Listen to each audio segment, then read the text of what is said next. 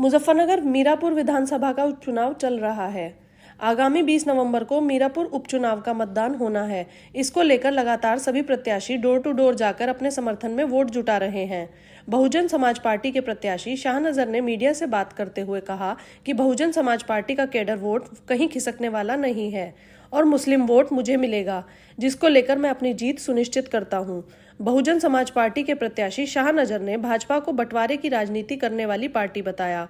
उन्होंने कहा कि हमारी विचारधारा किसी पार्टी से नहीं मिलती है, इसीलिए हम चुनाव अकेले लड़ रहे हैं।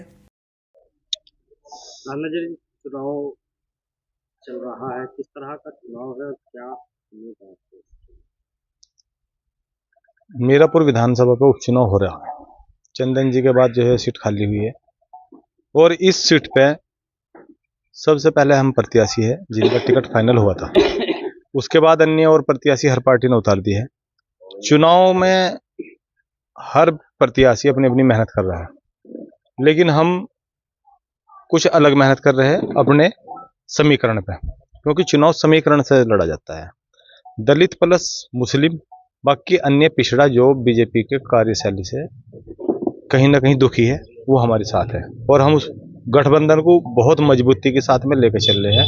हमारा गठबंधन किसी राजनीतिक पार्टी से तो नहीं है, लेकिन सामाजिक गठबंधन है, मुस्लिम प्लस दलित और प्लस अन्य पिछड़ा जो कहीं ना कहीं दुखी है। चुनाव है, गठबंधन, आप दलित और मुस्लिम की बात करते हैं। आजाद समाज पार्टी का प्रत्याशी मैदान में है और मुस्लिम 4 प्रत्याशी है, 4 से भी ज्यादा मुस्लिम प्रत्याशी। देखो, मुस्लिम आप लोगों को जोड़ रहे हैं, क्या आपकी नीति है? हमारी जो नीति है, हमारी पार्टी ही विचारधाराओं की पार्टी है। पार्टी की किसी से अगर विचारधारा नहीं मिलती, कोई किसी समाज के खिलाफ, समाजवादी पार्टी आई वो एक समाज को लेकर दूसरे समाजों पर अत्याचार करती है, बीजेपी आई वो एक समाज को लेकर मुस्लिमों पर अत्याचार करती है, और इसी के कारण हमारी पार्टी का किसी से गठबंधन नहीं हुआ। हमारा जो गठबंधन है वो सामाजिक गठबंधन है। रही आजाद समाज पार्टी की, चंद्रशेखर जी बहुत अच्छे नेता है, लेकिन कहीं ना कहीं कुछ ना कुछ तो जो है बीच में डाउट है, क्योंकि जब किसी समाज का कोई विकास करने की बात करता है तो उसमें अगर जो पहले से विकास कार्य कर रहे हैं उनकी साथ लग के काम करें तो जल्दी जो है संभव है, और अगर अलग अलग करेंगे तो अलग अलग में तो कहीं ना कहीं बंटवारा होता है, और बंटवारे की राजनीति जो करते हैं वो बीजेपी है। तो आप खुद इस बात से समझ सकते हो, चाहे वो चंद्रशेखर जी हो या मजलिस के ओवैसी जी हो, ये जिस तरह से एक समुदाय के खिलाफ बोलते हैं और फिर चुनाव में आते हैं, तो कुछ लोगों को बहला फुसला कर वोट ले सकते हैं, लेकिन वे किसी को नुकसान जो दे सकते हैं 19-20 का नुकसान कर सकते हैं, लेकिन चुनाव में कहीं नहीं रहेंगे। चंद्रशेखर जी की 109वीं पार्टी है नीले झंडे की, और 108 पार्टी इससे पहले आ चुकी। जो 108 पार्टी है वो भी नीला झंडे वाली थी, लेकिन मान्यवर काशीराम जी की जो बनाई हुई पार्टी है आज बहुजन समाज पार्टी का नीला झंडा जरूर है, लेकिन निशान हत्ती है।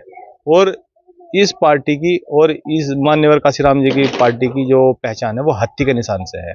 बाकी कोई किसी भी तरह का जो है झंडा लेकर आ जाए उसका कोई मतलब नहीं रखता।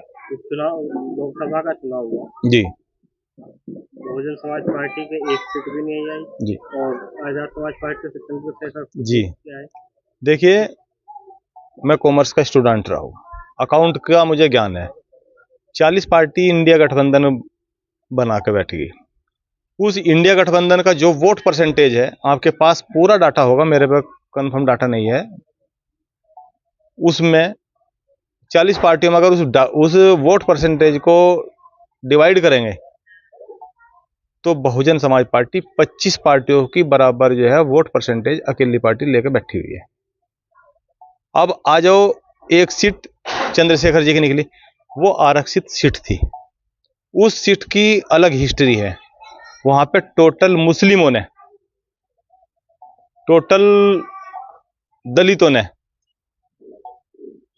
चुनाव जिताया चंद्रशेखर जी को, सिर्फ इस उम्मीद में कि कहीं ना कहीं समाज का भला करेंगे और हो सकता है बहन जी के साथ लग के चले। लेकिन जब अब वे अलग चुनाव लड़ने की बात कर रहे हैं, अलग पार्टी बना ली, और उसके बाद हरियाणा में चुनाव जीत गए वे। कितनी सीटें जीत गए? जिसके साथ गठबंधन था उसको भी हराई आए।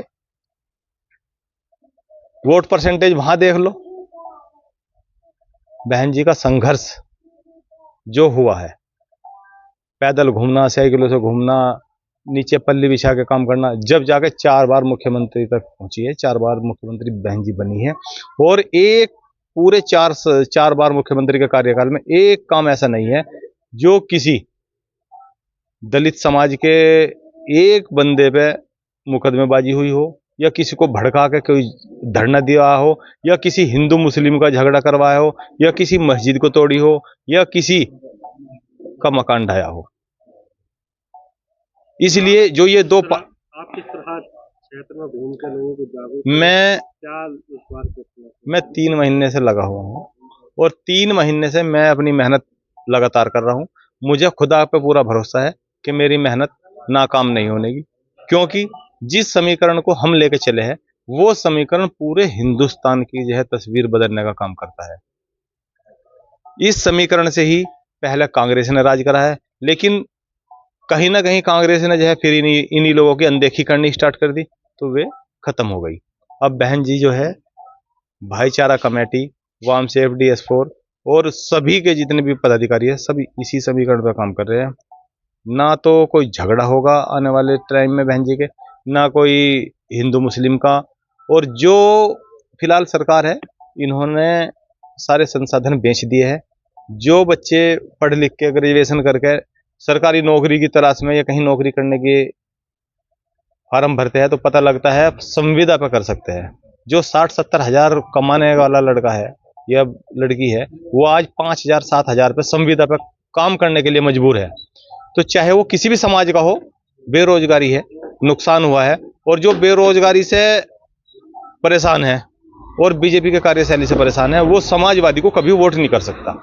ये एक बिल्कुल कड़वी सच्चाई है। समाजवादी को सिर्फ मुस्लिमों ने वोट दिया 3-4 बार। अब 2013 के बाद जब भी सरकार है, मुस्लिमों ने इकट्ठा वोट दिया, लेकिन वे सरकार बनाने में